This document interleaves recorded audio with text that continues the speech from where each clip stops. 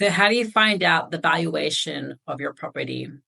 Someone asked me this question based on the presentation that we did in the last video, where I shared some insights to my property portfolio and the recent valuations of those properties.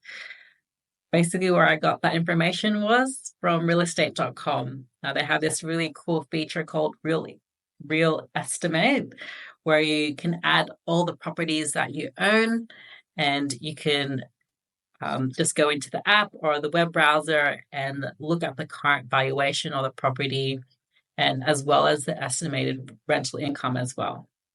So it's really great to monitor the valuation of your properties and even particular with your rental income.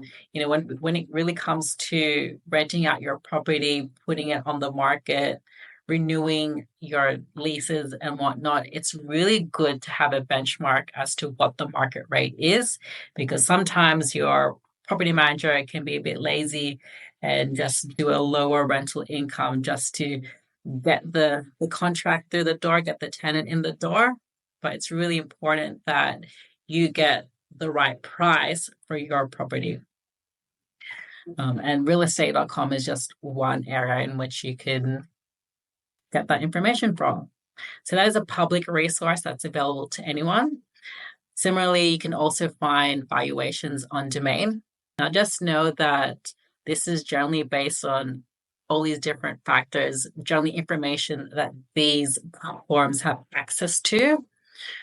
It's not a perfect resource. I know for example, one of my properties, which was a new build, basically has limited information on realestate.com. So when it comes to this confidence parameter, it was like a low confidence and it didn't even have the specifications of the bedrooms and whatnot.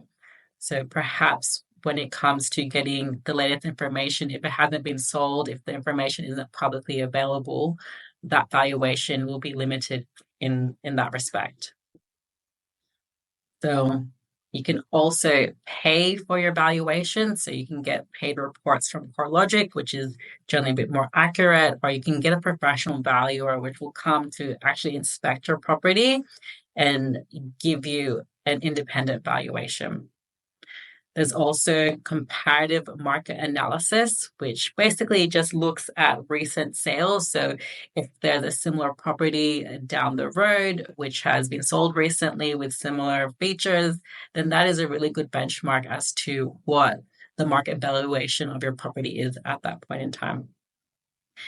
And just know there's different types of valuation. So market valuation is what the market is willing to pay for a specific property. And then there's also bank valuation, which has its own different parameters.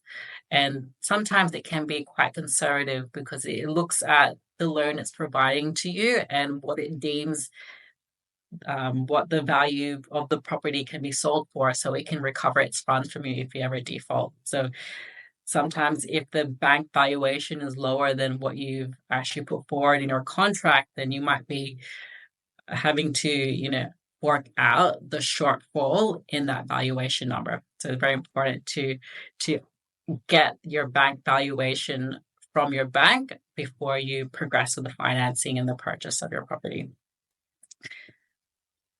So that's basically it. If you have any questions on the valuation of your property and in building portfolio, please reach out to our team.